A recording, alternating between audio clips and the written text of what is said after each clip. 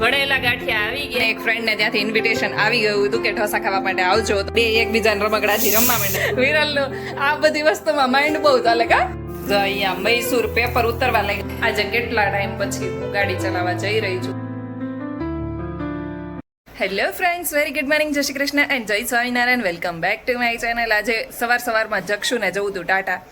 ઉઠીને સીધો કે મારા પપ્પા જોડે ટાટા જવું છે, તો મેં કીધું કે ચાલો આપણે દૂધ લેવા માટે જવાના જ છીએ, તો એને જોડે લેતા જઈએ. તો ચાલો દૂધ લઈ આવીએ ફટાફટ.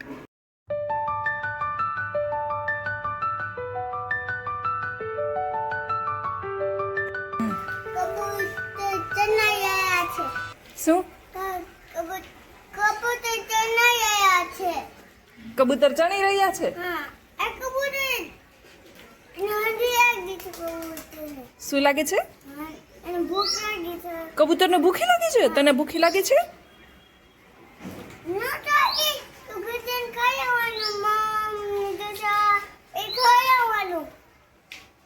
મોમ ને ઢોસા? કઈ નહીં, તો ઢોસા ખાના હે ને. હું તો ઘરે આવી ગઈ છું, પણ જક્ષુ એના પપ્પાની જોડે જતો રહ્યો છે, એટલે એ લોકો બંને વણેલા ગાંઠિયા લેવા માટે ગયા છે. એ લોકો વણેલા ગાંઠિયા લઈને આવે ત્યાં સુધીમાં આપણે ચા મૂકી દઈએ. વણેલા ગાંઠિયા આવી ગયા છે, જોડે ગ્રીન ચટણી, સંભારો. જક્ષુભાઈ ખાવા બેસી ગયા છે. જક્ષુ, કયા ગાંઠિયા છે?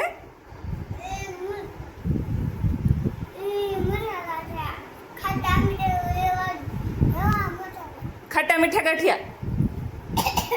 અને આ ગાંઠિયા રસિકો પણ બેસી ગયા છે. તો ચાલો બધા ગાંઠિયા ખાવા માટે. આજે સાંજે વૃષભને તો ટિફિન નથી બનાવી દેવાનું, એટલે આપણે ખાલી પરોઠા કે રોટલી જ બનાવી દેવાની છે.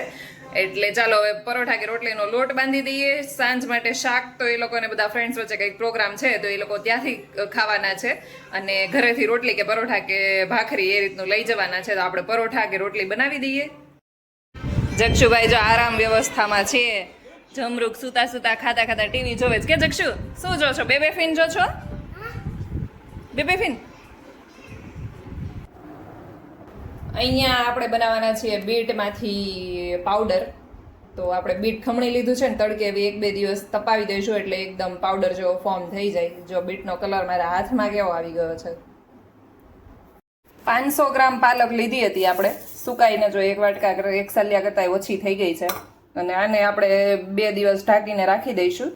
જ્યારે આપણું બીટ સુકાય ત્યારે આપણે બેયને જોડે જ પીસી લઈશું મિક્સરમાં. એટલે પાલક પણ ત્યારે પીસશું અને બીટ પણ ત્યારે પીસી લઈશું. તો 2 દિવસ ભલે ઢાંકીને એમને પડ્યું રહે, અને બીટ 2 દિવસમાં આઈ થિંક સુકાઈ જશે, કેમ કે છીણીને સુકવ્યું છે. એટલે 6:30 થઈ ગયા છે, અને અમને એક ફ્રેન્ડને ત્યાંથી ઇન્વિટેશન આવી ગયું હતું કે ઢોસા ખાવા માટે આવજો. તો અમે લોકો અત્યારે ત્યાં જવાના છીએ. જો કે સવારે જ ઇન્વિટેશન આવી ગયું હતું, એટલે અત્યારે હું અને જક્ષુ બંને ત્યાં જઈ રહ્યા છીએ. અહીંયા બટેકા બોઇલ કરવા માટે મૂકી દીધા છે, અને અહીંયા વિરલે ઢોસાનું બેટર પલાળી દીધું હતું. આથો સારી રીતે આવી ગયો છે. જો આ બે એકબીજાને રમકડાથી રમવા માંડ્યા. જક્ષુભાઈ અથર્વના લઈ લીધા છે. અથર્વ છે ને એ પ્લાસ્ટિકના ડબ્બામાં જક્ષુનું મોન્સ્ટર ટ્રક લઈને રમેશ. કે નવા નવા લાગે ને એકબીજાના. મોઢામાં નહીં નાખવાનું બેટા, બહાર કાઢ નાખો. હા, આલે આનાથી રમો.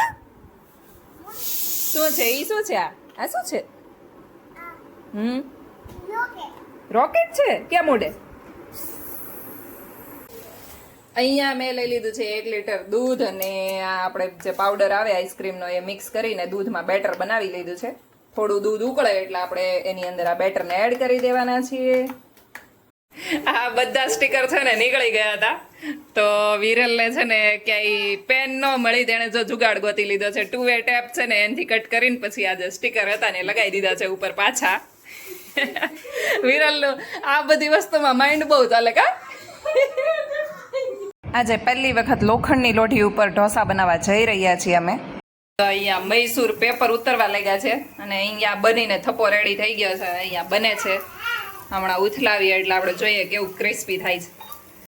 આજે કેટલા ટાઈમ પછી હું ગાડી ચલાવવા જઈ રહી છું, એટલે મતલબ આવડે તો છે જ, પણ હમણાં ઘણા ટાઈમથી ચલાવી નથી. લગભગ કેટલા 2 મહિના જેવું થઈ ગયું છે. તો આપણે રાઉન્ડ મારવા માટે જઈ રહ્યા છીએ. તો આજ માટે બસ એટલું જ. કાલે મળીએ ફરી એક નવા બ્લોગની સાથે. ત્યાં સુધી ગુડ નાઇટ, જય શ્રી કૃષ્ણ, જય સ્વામિનારાયણ. મારી ચેનલ ઉપર નવા હોય તો સબસ્ક્રાઇબ કરવાનું ભૂલતા નહીં. Thank you for watching. By.